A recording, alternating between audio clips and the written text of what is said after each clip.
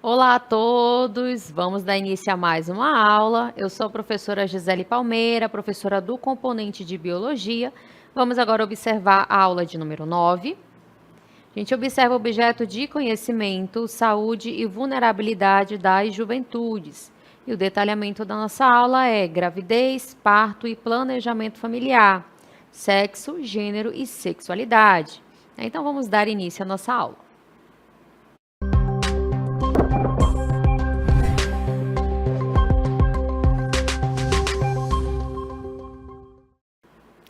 Muito bem, vamos iniciar a aula, né? Vamos iniciar com um assunto bem interessante aí para a gente refletir um pouquinho nas nossas ações, né? Então a gente vai iniciar falando sobre o planejamento familiar, né? A importância da gente pensar num planejamento familiar. E aqui a gente traz alguns questionamentos, né? Para a gente iniciar a aula com algumas reflexões.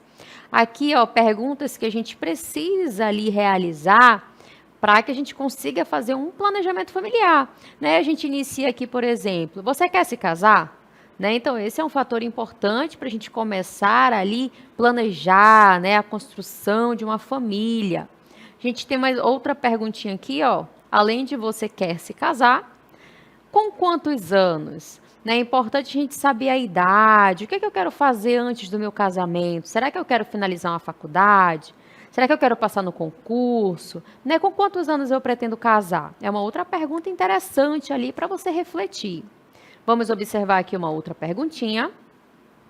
Quantos filhos aqui, ó, você quer ter, né? Então, é importante a gente pensar também que a gente pode planejar e não necessariamente pode acontecer, né? Eu, por exemplo, quando eu estava planejando ali a minha família, eu tinha vontade de ter 2 filhos, mas parei no primeiro, né? Então, esse planejamento a gente pode alterar também no decorrer ali do tempo, né? Então, quantos filhos você quer ter?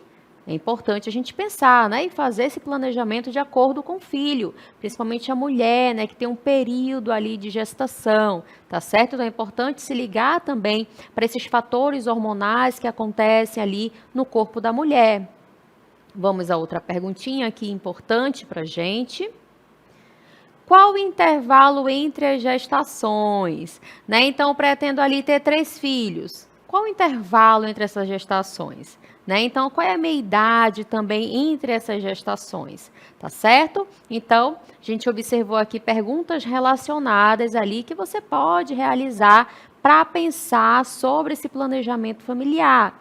E aqui temos mais uma, né? Você pretende se casar para ter um filho? Olha só, né? Essa pergunta aqui é bem interessante, né? Tem mulheres ali que têm aquele filho de forma independente, né? Através de outras estratégias ali de reprodução, né? Então, essa aqui também é um tipo de planejamento, né? Você pretende casar para ter um filho ou não, né? Não preciso casar, mas eu quero ali ter uma produção, né? Quero ter um filho, né? Então, são aqui perguntas bem interessantes, né? Que você pode aí refletir um pouquinho. E aí, né, o que precisamos saber, né? A gente precisa saber aí em relação ao planejamento familiar. O que que ele traz para a gente de informação? Né, ele traz o conhecimento sobre métodos contraceptivos. É necessário que você saiba, né, conhecer ali quais são os métodos contraceptivos, a autonomia e direitos sobre o próprio corpo, né? Principalmente ali a mulher que sofre não, né? Que ela que vai ali gerar aquele embrião, né? Que vai se transformando ali até se transformar num bebê, né? Então, todas essas transformações ela acontece no corpo da mulher, né? Lá no útero onde o bebê é gerado e se desenvolve, né? Então, é necessário ali essas informações, também sobre autonomia e direitos sobre o próprio corpo. Informação sobre saúde sexual e reprodutiva e acesso a serviços de saúde e aconselhamento, né? Então é importante a gente ter esse conhecimento. E é importante ressaltar também que existe uma lei, Essa lei ela é desde 1996 e ela vem falar aqui sobre a importância do planejamento familiar, né? A Lei 9.263, a Lei do Planejamento Familiar. E ela diz que é um direito de todos. E aí, como é um direito de todos, o Estado ele deve assegurar o acesso a informações, né? Trazer ali as informações necessárias para o casal, né? Ou para a mulher, para o homem, que querem ter mais informações sobre esse assunto. Também métodos contraceptivos, né, que devem ser oferecidos ali pelo Estado, e serviços de saúde para que cada pessoa possa fazer a sua escolha consciente. Vamos observar também que nenhuma forma de controle de natalidade pode ser imposta. É proibido limitar ou coagir pessoas na decisão de ter um filho, tá certo? Ou de ter filhos, né?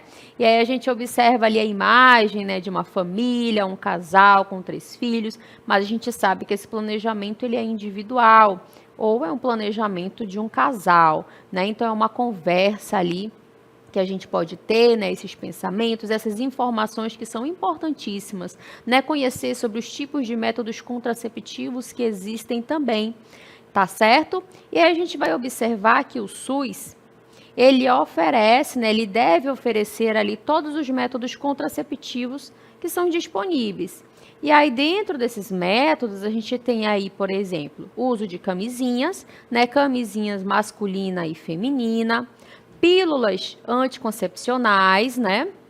Injeções hormonais, o DIU, que é implantado no útero da mulher, e temos também métodos cirúrgicos, como a ligadura tubária, que está relacionada a uma cirurgia que é realizada ali nas tubas, né? Nas trompas de falópio da mulher, no caso do útero, e a vasectomia, que é um método cirúrgico realizado ali nos homens, tá certo? Então, a gente observa aí alguns tipos de métodos contraceptivos que devem ser oferecidos ali pelo Sistema Básico de Saúde. E aqui a gente trouxe uma informação de um outro método, tá certo? Esse aqui é o Implanon, não sei se vocês já ouviram falar, mas ele é um implante contraceptivo mais moderno que também será oferecido no SUS. Nessa matéria ela mostra aqui para a gente que ele é um implante pequenininho, como a gente observa aqui nessa imagem, né? Ele tem em torno de 4 centímetros ali e ele é colocado na pele, no braço da mulher, né? Então esse implante ele vai liberando ali hormônios e aí através desse hormônio que é liberado, a mulher evita, por exemplo, né, uma gravidez indesejada. E ele pode agir no organismo por até 3 anos. Tá certo? Então, aqui a matéria, ela fala sobre esse implante contraceptivo, né, oferecido pelo SUS. E é importante a gente atualizar aqui a informação que a partir de janeiro de 2026, o SUS ele já oferece, né, algumas unidades básicas de saúde já oferecem a implantação do Implanon, desse dispositivo que é colocado, ó, no braço, né, logo abaixo aqui da pele, pequenininho. A pessoa recebe ali uma anestesia, né, para a implantação do Implanon. E aí, esse dispositivo ele vai liberando o hormônio. E aí, por até 3 anos, né, a mulher não precisa, né, ter essa preocupação com uma gravidez, por exemplo, indesejada, tá certo? Então, quem tem aí interesse, né, é necessário pesquisar mais sobre esse dispositivo, que ele é bem interessante, né, bem atualizado ali, e você tem esse período maior, né, até 3 anos, com o hormônio agindo no seu organismo, tá certo? E aí a gente vai observar também que houveram algumas mudanças na lei, né, que está relacionada aos procedimentos cirúrgicos voltados ali para esses métodos, né? E aí a gente observa o caso da esterilização, né, voluntária, que está relacionado tanto à laqueadura, que é realizada em mulheres, quanto na vasectomia, que é realizado em homens. E aí essas principais mudanças, né, estão presentes na Lei 14.443, de 2022. Quais são essas mudanças? Ela está relacionada à idade mínima, ao consentimento do cônjuge e à esterilização durante o parto. Relacionada à idade mínima, o que a gente vai observar? A idade para a esterilização voluntária ela foi reduzida. Antes dessa mudança na lei, ela era de 25 anos e agora é com 21 anos. E ali tem um outro fator. Pessoas com pelo menos 2 filhos vivos podem realizar esse procedimento antes dos 21 anos. Tá certo? Então, essas foram as mudanças que aconteceram nessa lei, realizadas esses procedimentos cirúrgicos, tanto a vasectomia quanto a laqueadura. Vamos observar também quanto ao consentimento do cônjuge. Olha só, agora não é mais necessário o consentimento expresso do cônjuge para a realização da laqueadura tubária ou vasectomia, tá certo? E por fim, a gente observa ali a esterilização durante o parto. A esterilização cirúrgica durante o parto ela é permitida à mulher, desde que observados o prazo mínimo de 60 dias entre a manifestação da vontade e o parto e as devidas condições médicas, né? Então, se ali no momento do parto a mulher já quer realizar essa cirurgia, existe essa possibilidade, tá bom? Então, essas atualizações aí são importantíssimas, né, para a gente ter esse conhecimento. E por que é importante, né, realizar ali o planejamento familiar? Porque está relacionado à melhora da saúde física e mental, né, principalmente ali naqueles casos de gravidez indesejada, reduz os riscos de gestação não planejadas e também infecções sexualmente transmissíveis, né, que pode ali ser passado de um parceiro para o outro quando não usa, por exemplo, um método contraceptivo, né? O mais seguro é a camisinha, né? Que ela impede ali aquele contato, tá certo? Além disso, favorece ali o projeto de vida dos jovens, né? Lembrando ali do alto índice de gestação na adolescência, promove a igualdade de gênero, já que distribui responsabilidades entre mulheres e homens, evita a gravidez na adolescência e fortalece a autonomia corporal, né? Então, esses são os fatores ali bem importantes, né, e necessários para que a gente tenha ali uma qualidade de vida até melhor, tá certo? Então, como nós estamos falando aqui de planejamento familiar, estamos falando de gestação, nós trouxemos também aqui uma animação, né, que ela vai mostrar para a gente como é que acontece o processo de fecundação. Né, se a gente está falando ali de uma gestação, a gente precisa saber como é que ela acontece. Sabemos que tem métodos contraceptivos, como camisinha, pílula anticoncepcional, o Implanon, que a gente acabou de observar, que o SUS já está oferecendo. Mas, né, vamos imaginar que você ali resolveu ter um filho, né? Conversou ali com seu parceiro, vamos ter um filho. Vamos observar como é que isso acontece lá dentro do organismo, né? A gente sabe que existem ali a interação entre os dois parceiros e é necessário que tenha a fecundação. E para isso a gente vai observar que existe ali a relação do espermatozoide com o óvulo para a formação de um embrião. Então essa animação ela é bem legal porque ela mostra para a gente o que acontece lá dentro do útero da mulher, tá certo? Então a gente vai observar aqui, ó, o processo de fecundação. A gente observa aí vários espermatozoides que vão ali, ó, se locomovendo, utilizando ali como se fosse a sua cauda, né? Para movimentar e nadar ali naquele espaço.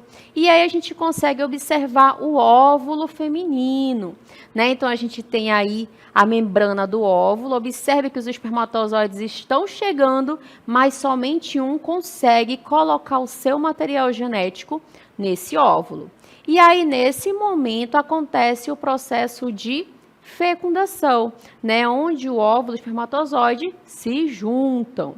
Lembrando, né, vamos observar aí que o óvulo é o gameta feminino, ele está presente lá no útero da mulher, vamos observar aí na nossa próxima informação.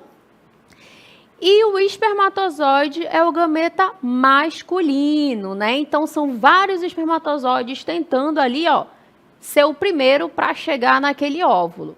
E aí, quando acontece esse encontro do gameta masculino com o feminino, ocorre o processo de fecundação.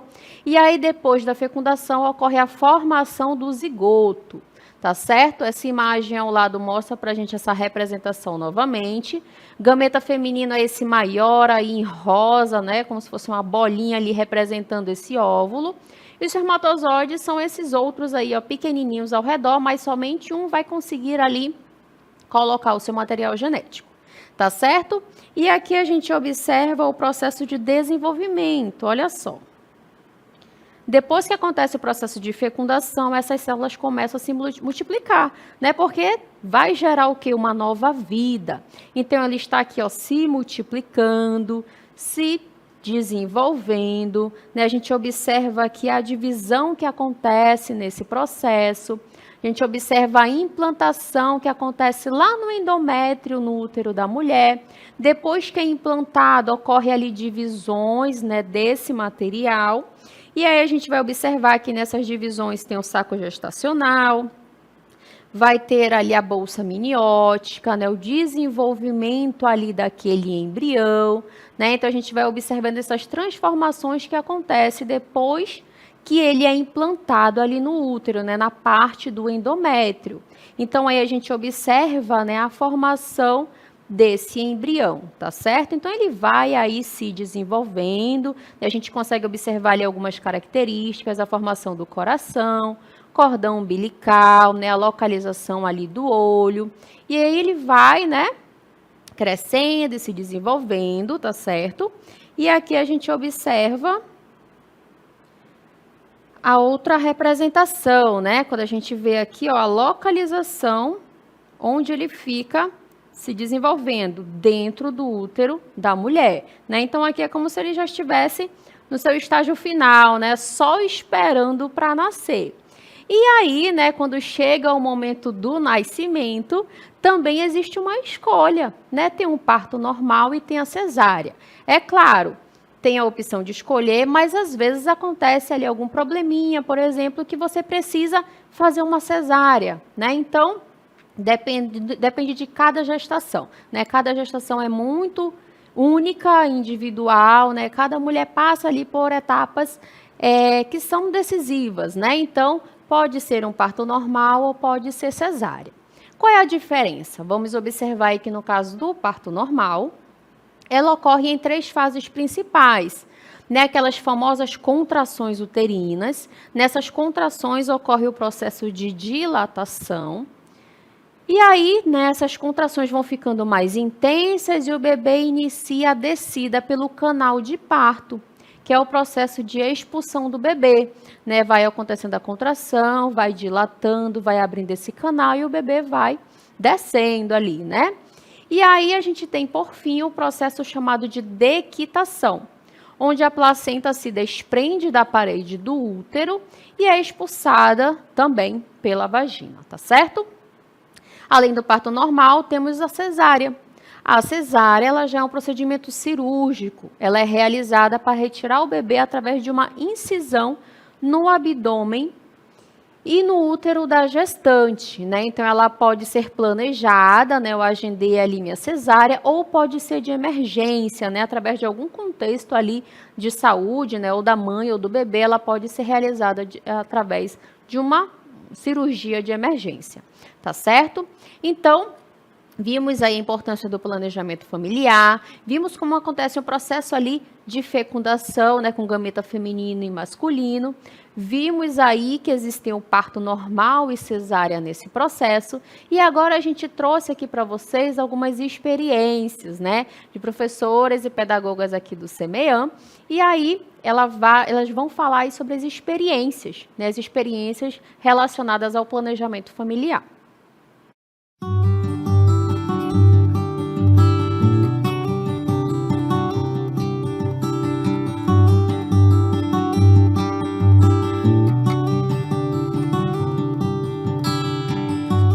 Bem, eu descobri que estava grávida através de um teste de gravidez de farmácia. E o que me fez desconfiar foi as alterações no meu corpo e também o atraso no ciclo. Bom, eu posso contar. Na primeira gravidez, quem desconfiou foi o meu esposo, o Gabriel, num café da manhã que nós estávamos tomando.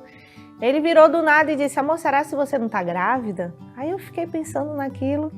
Quando eu saí para ir para o trabalho, eu parei numa farmácia, comprei um teste. E aqui no trabalho, no banheiro do CMEAN, eu descobri que eu estava grávida do meu João, que foi meu primeiro filho. No segundo, né, na segunda gravidez, eu já estava querendo ficar grávida, né, já estava ali ansiosa, mas já estava tentando há pouco tempo, né, eu estava tentando há pouco tempo. Foi quando, numa sexta-feira, lembro bem que era uma sexta-feira, minha cunhada me ligou de manhã e disse: cunhada, eu sonhei contigo num chá revelação de menina. Eu disse: não, cunhada, não sou eu não, mas eu fiquei com aquilo na cabeça, né? E fui trabalhar, dessa vez não fiz o teste no trabalho, mas eu comprei um teste quando eu estava voltando para casa no fim do dia. E fiz o teste no sábado de manhã e deu positivo. E dessa vez eu estava grávida da minha Maria. Nossa, assim, eu estava esperando, na verdade, que havia um planejamento para isso, né? Mas no momento mesmo de eu descobrir foi quando eu comecei a ter enjoos. Aí eu comecei a desconfiar, né? Tem alguma coisa estranha no meu organismo. Então foi assim, através de enjoos mesmo. Bem, após o meu casamento, né, eu e meu esposo utilizamos preservativo durante 1 ano. Só que com acompanhamento médico tal, decidimos mudar para a pílula, o anticoncepcional pílula. E no mês seguinte, eu não fiquei, né, no meu período, e aí eu desconfiei que algo estava errado. E aí, quando eu fui ver, eu estava grávida, né, foi mudança de anticoncepcional, né, então acarretou que eu fiquei grávida, mesmo utilizando a pílula como anticoncepcional.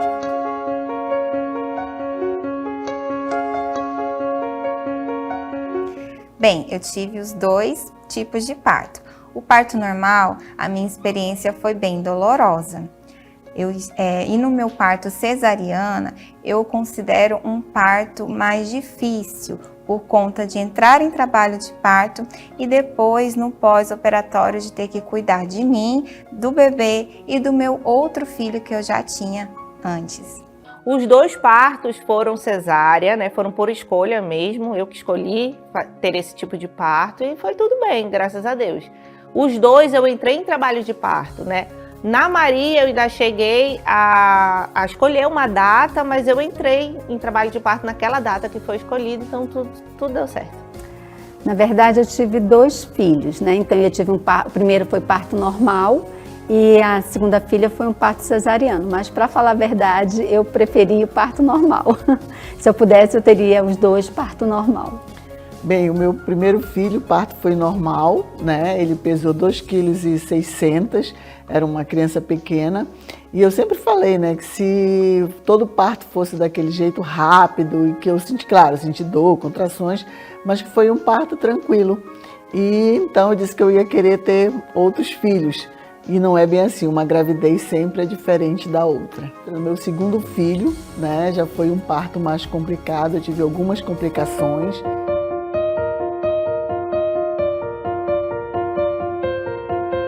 Hoje eu sou mãe de 3 meninos maravilhosos, um de 9, um de 3 e um de 2. Eu tenho 2 filhos, um casal, João Gabriel e a Maria Flor. 2, né? Eu tenho um casal. Hoje, atualmente, eu tenho 3 filhos, 2 rapazes e uma menina, né, uma moça. Então, foram 3 gravidezes totalmente diferentes, uma da outra.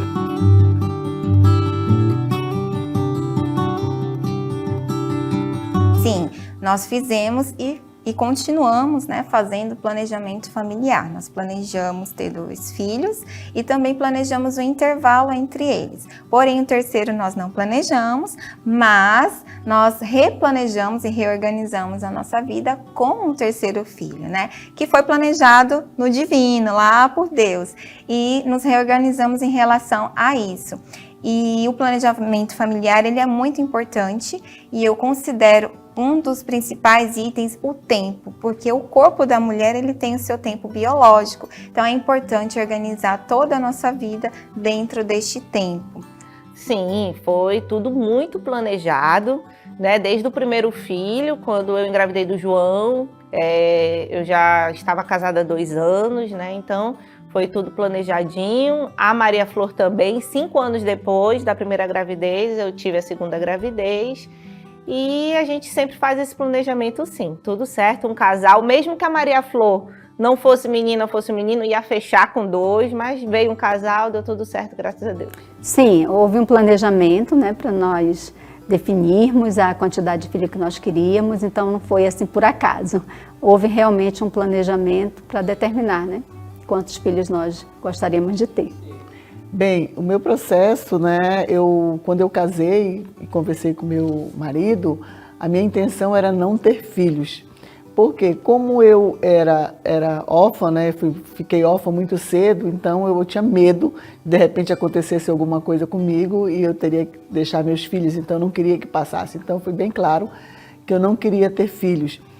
Mas, como eu falei para vocês, houve falhas na questão dos anticoncepcionais e eu acabei tendo 3 filhos. E depois que eu tive os 3 filhos, eu sempre disse, eu não queria ter. Eu falo para os meus filhos, eu não queria ser mãe, com medo. Mas hoje, como eu sou mãe, eu quero ser a melhor mãe. Eu acho que eu desenvolvi um bom papel. Meus filhos estão aí, crescidos, pessoas de bem e com valores familiares que foram incutidos dentro da nossa família.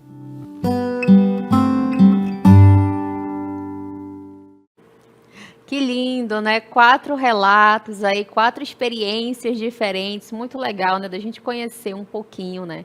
Das professoras e pedagogas aí que são mães, tá certo? E aqui a gente vai iniciar um outro contexto da nossa aula, né? A gente inicia aqui, ó, com essa pergunta. Vocês acham que sexo, gênero e sexualidade significam a mesma coisa, né? Quando a gente fala ali de sexo, gênero, sexualidade, será que se refere à mesma coisa? Né? Então, muitas vezes esses termos, eles são usados como sinônimos, mas nas ciências e nas ciências humanas, ela tem um significado diferente. Né? O sexo biológico é frequentemente classificado como masculino, feminino ou intersexo. O intersexo é quando há variações naturais no desenvolvimento sexual.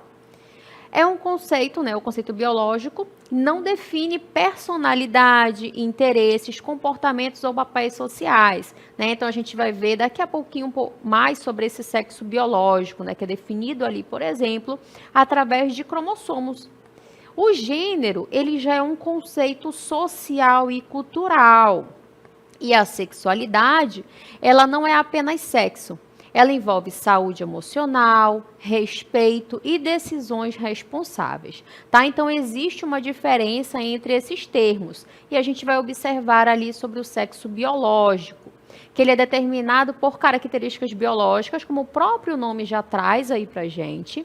E aí é definido através de cromossomos, né? Então, quando a gente estuda lá na biologia esses cromossomos, nós sabemos que o cromossomo XX representa ali pra gente o sexo feminino, né, a fêmea. E quando é XY, sexo masculino, o macho, tá certo? Então, esses cromossomos ali na biologia, eles definem e diferenciam fêmea de macho, masculino e feminino. Além disso, tem a formação ali de gônadas, né, que diferem também. As mulheres apresentam ovários e os homens, ali nas suas características, apresentam testículos. Hormônios também diferem ali do sexo masculino e feminino e a própria genitália, tá certo? Então, essa é a referência do sexo biológico. E o gênero, né? Quando a gente fala do gênero, a gente fala de um conceito social e cultural.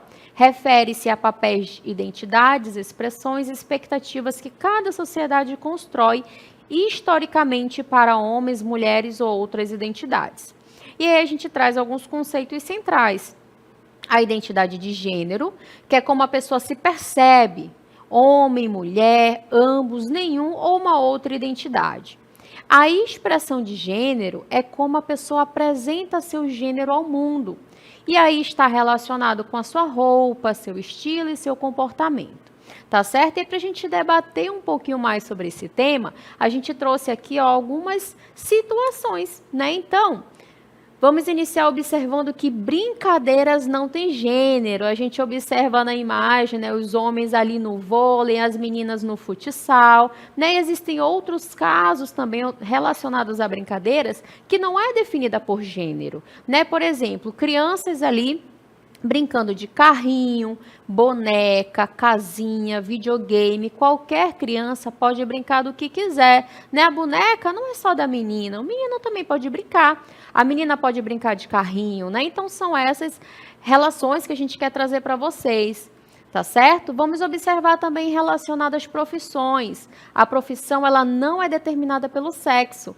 Aqui a gente observa, né, uma mulher como piloto e um homem como enfermeiro, né? Então, a gente observa aí que cabeleireiros, mecânicos, policiais, bailarinos, todas as pessoas, elas podem trabalhar em qualquer área também, né? Não existe essa discriminação.